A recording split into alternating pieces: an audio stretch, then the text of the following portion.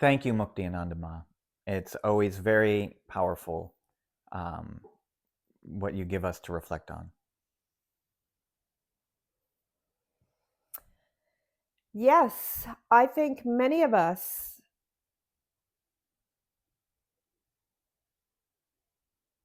I like, the way that this comes to me as a remembrance is we are a constellation, a galaxy, if you will, of beings who have woven together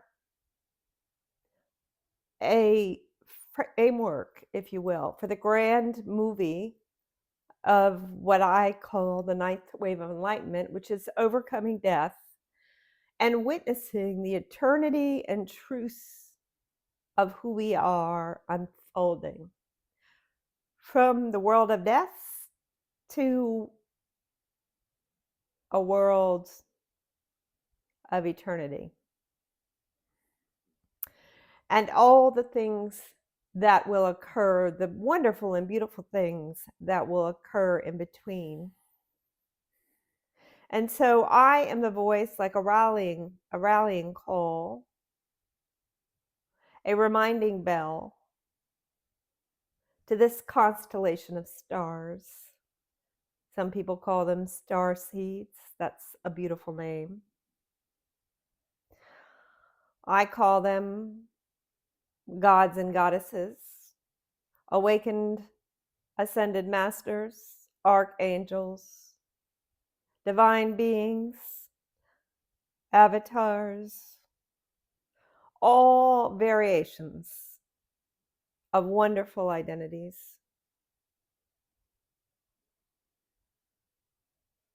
And so I am the songbird singing the song of remembrance to awaken all world creators to bring forth in their consciousness this wonderful adventure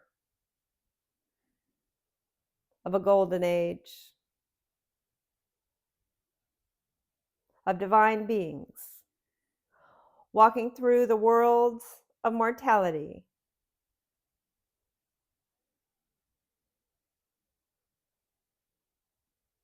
to help usher in the world into eternity.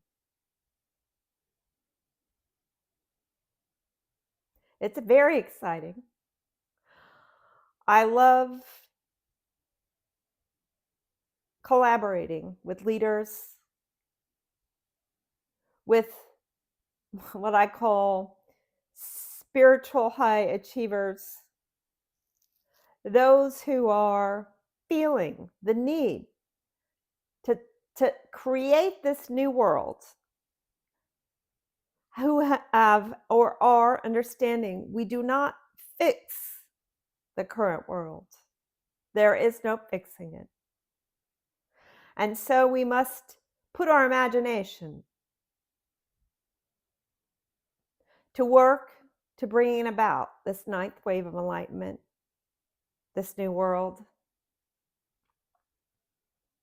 where there is beings who are embodying an eternal body, an eternal identity, an immortal world.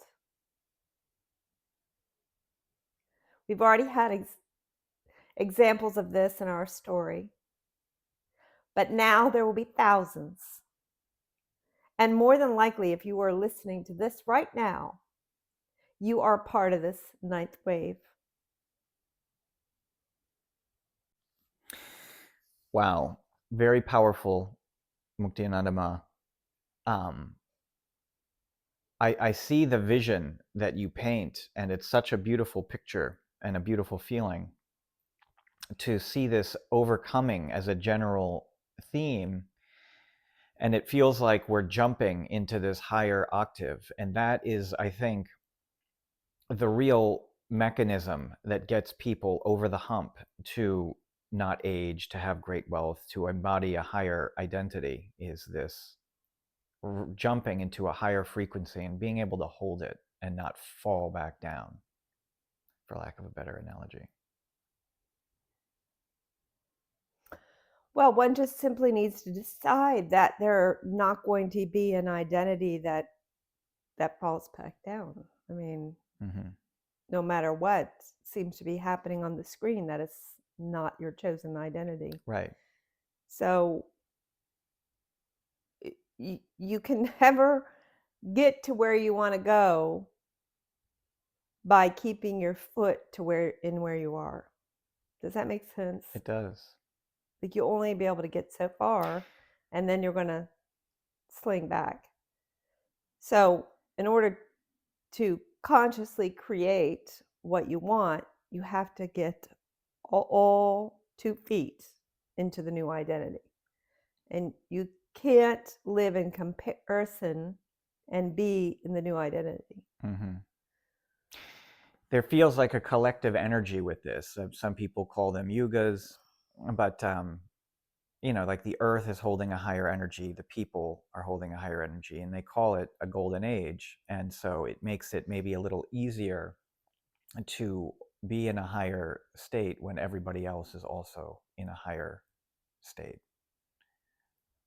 Well, remember, there is no everybody else. Right. No, I know. It's hard to speak about these things in that way. I mean, it's not maybe, well, But yeah, for you. I it's easy when you make it easy. Right. It's hard when you make it hard. Yeah. And so easy, hard, it's all up to you. The important thing that I really want to address is there are a lot of enlightened beings right now on the planet. And because we are collectively, and I think this is ending, but we have been collectively referencing past expressions of enlightenment as the pinnacle. There's some confusion about what to do as now an enlightened being who has moved beyond the resting in the enlightenment of being no I. And purposely now, after having been enlightened, choosing to be an identity that one chooses. And even to go beyond that and to now take responsibility for the world as you. So that's coming out of the cave of enlightenment, samadhi, entering on purpose into the Maya, and creating at will your world. Collectively, this is new. This is new for our reality at this time that we find anybody listening to this is finding themselves in. And so I'm kind of the voice or a voice to remind this constellation that I call the ninth wave of beings that let's go. It's time. Embody as the creator of worlds. And this is a reminder of the ways of consciousness and how to do that. There are a lot of people also enlightened, awakened, and lost because there is no Tony Robbins or other large spiritual leaders talking about being a world creator, not from the point of fixing the world we're in, but from the point of starting from a whole different perspective of how worlds get created, how worlds that are shared get created,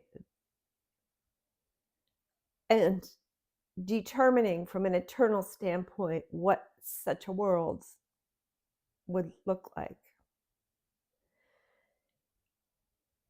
If an enlightened being doesn't make this bridge, or not this bridge, but this realization and understanding that that's the trajectory they are on, the life stream that they are on, the destiny that they are on. It can show up as boredom, apathy, like you're ready to check out because there's nothing left really in the world that you desire to experience. And maybe even depression. Some might choose willingly to leave the world, leave through the death door, which to me is why I'm speaking, because for me, there were no answers out there. It took a while to discover that I was signing up for an experience, a life of time through more than one identity, that you couldn't go to an ashram or a yoga studio or pick up a book and read about how to do it. My desire, my North Star, if you will, post my third enlightenment, was to understand why I felt I would not see death. And then in that, discovered, being a world creator, and you could say what my written destiny was before I embodied this mortal identity. And so that's why I give these talks, is to ring the bell, to remind this constellation, this family of world creators who are joining together to create, to be the ninth wave of enlightenment and create a world that is dawning eternity. Wow. Yeah. I'm just gonna say thank you. Let that marinate. Yeah. So if you're listening to this, and obviously you are, you wouldn't hear these words, but love for you to comment and share what your thoughts about this new world, if you resonate, what this world might look like from your perspective, and maybe share how you have come to this knowing as well. That would be great. Thank you.